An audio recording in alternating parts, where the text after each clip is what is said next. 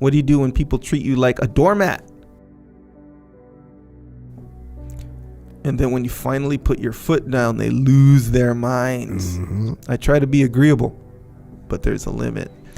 When I stand my ground, people act shocked. Any advice? Yeah. So this is actually kind of the same thing, right? You need to be balanced, because what's happening with this dude, I assume, is that sitting around getting like a pushover, like a doormat, people are kind of walking all over him. Then all of a sudden he does an instant 180 and puts his foot down, right? Mm-hmm.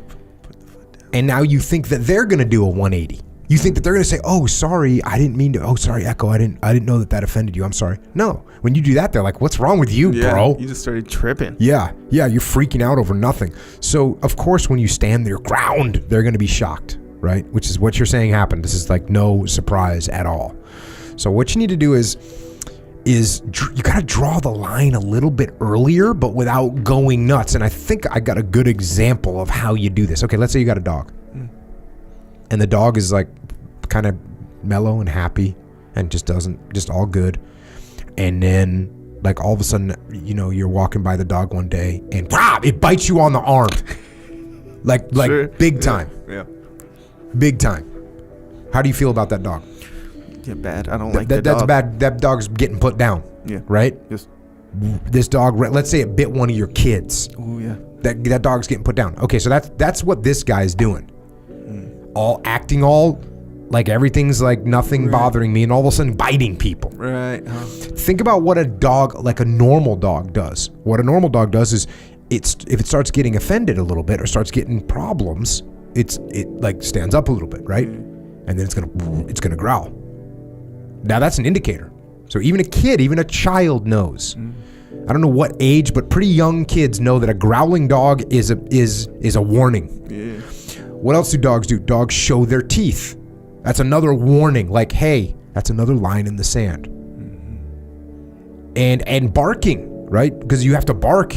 And I mean, a dog barks at you, and a dog barks at you, it's got your attention, it's growling at you. You know what's going to happen next if you keep doing whatever it is you're doing, right? You need to back away from that dog. Now, if the dog did all those things to you and then it bit you, you'll still be mad at it, but you at least know that you kind of had it coming, right? Oh, yeah. Right? Yes, sir. Yes. So there you go. That's what this dude needs to do a little bit of. He needs to learn how to growl a little bit, how to bark a little bit, how to show your teeth a little bit, how to just stand up, posture correct. Because a dog, if you know dogs at all, dogs have a posture. And they have a posture, their ears are down and their tail's down. When they get fired up, boom, ears are up. They're on alert. Their back the cackles can stand up and everything. That means like, okay, that's even before growling, that's happening. Alert. So this dude needs to learn how to come to an alert, increase his posture in those moments. Not when it's getting too far, but like when somebody gives you a little jab, you can't bite them. You got to give a little growl. Yeah. Back them off a little bit, And again, I don't know you, so it's hard for me to say. Some people just have a hard time dealing with when people harass them. Yes. Because I think the best thing to do when somebody makes fun of me is just to like be like, yeah, good one. Because, just like we were talking about before we started this podcast, if I let you know that whatever you just said to me bothers me, bro, I can expect you to just keep getting after that thing until I snap, right? Yes. So you got to be careful. You don't want to be all hypersensitive. The other thing to remember is, man, when people are making fun of you, it's not like they hate you most of the time. Yeah. It's not that big of a deal. Like people talk smack to each other. Men don't struggle for power. That isn't what men do. Not if they're civilized. They size each other up and elect the competent to lead them. And they do that at every level of society. Like I tell a story in there about, might be later in another chapter, it doesn't matter. I worked in a rail crew in southern Saskatchewan. They're rough guys, like a lot of them had been in prison, And when you first came onto the rail crew, you got a stupid nickname and people teased you. And I remember this one kid called Lunch Bucket. That was his nickname because he came to the rail crew with a lunch bucket that looked like his mom had packed it. That was a bad idea. You bring your damn lunch in kind of a ratty paper bag. Right. And don't make too big a thing out of it. And it's dirty and smelly. Yeah, that's exactly right. It's like you're not pronouncing your status with your lunch bucket. You don't have a Barbie lunchbox. Exactly, yes. Yeah. So they named him Lunch Bucket, which he wasn't very happy about. Yeah. Well, that was a mistake. He should have taken it with a smile. And then he was always peevish and irritable. And if you asked him to do something, he'd whine. And so, like, this was soon after I joined the rail crew. Well, soon, there's about 60 men on this crew. It stretched out about a quarter of a mile down the tracks.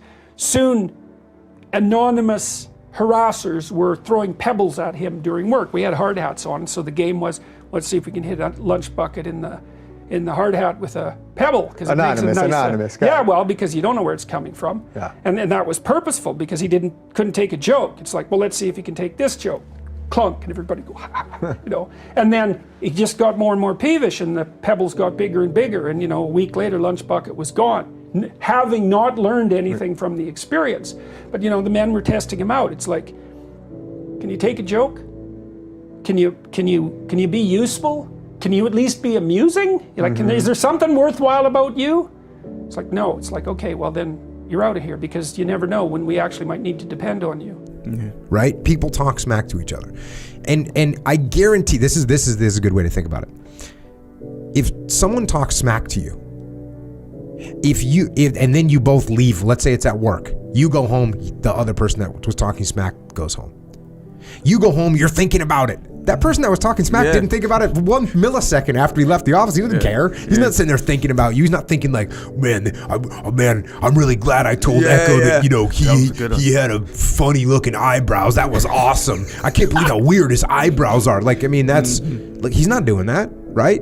He's not even thinking about it. He just went home. He's carrying on with his life. Carry on with your life. Yeah. Don't get all tied up about what these other people are thinking of you. It's not that big of a deal. No one's sitting around thinking about it. It's a perception that we have that the whole world revolves around us, and that people are sitting around thinking about us all the time. It's like, they're not thinking about you all the time. They don't care.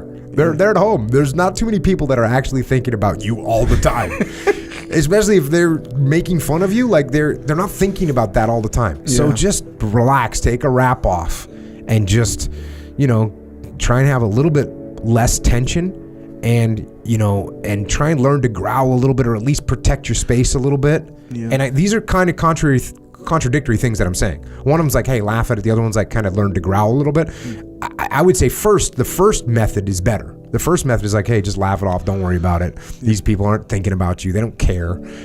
Probably, it's like when we had Jordan Peterson on, he was talking about his friend Lunch Bucket, right? Lunch Bucket. Yeah. The guy that worked, and as soon as everyone realized that it bothered him that they called him Lunch Bucket, everyone just called him Lunch Bucket, and then he quit because he couldn't handle it. So don't be, if someone calls you Lunch Bucket, hey, cool. Yeah, my mom makes a good sandwich. Mom makes a pretty good Sammy, and then boom, you break out the Lunch Bucket.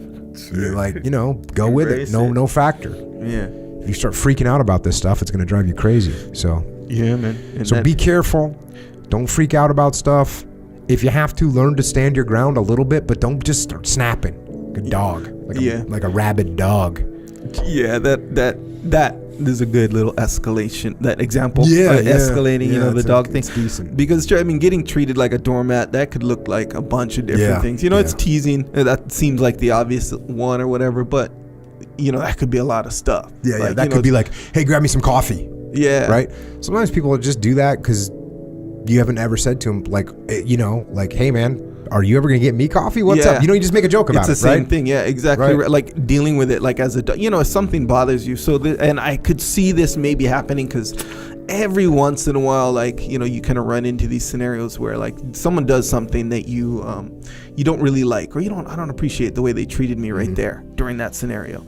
And it sort of always happens, but it's too small to make a big deal out of it at that time.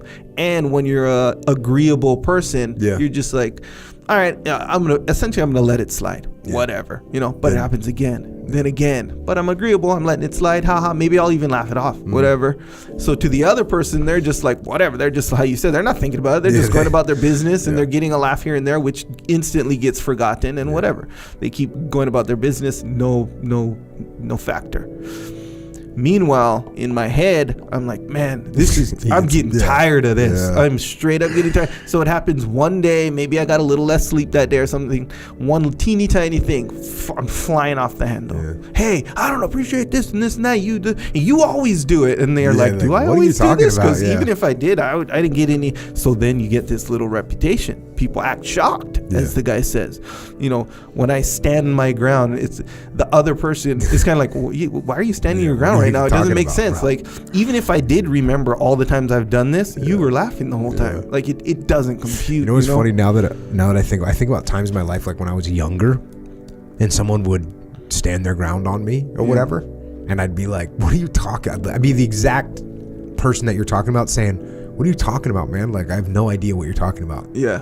Why are you freaking out right now?" Yeah. And they're like, "You always say stuff like this," and maybe I'd put together like, okay, maybe I do make fun. Whereas now that I'm older, if someone was to freak out like that on me, I would instantly recognize, think to myself like, you know what, I probably do things that I shouldn't. I probably, I kind of ride this person, and that's why they're freaking out right now.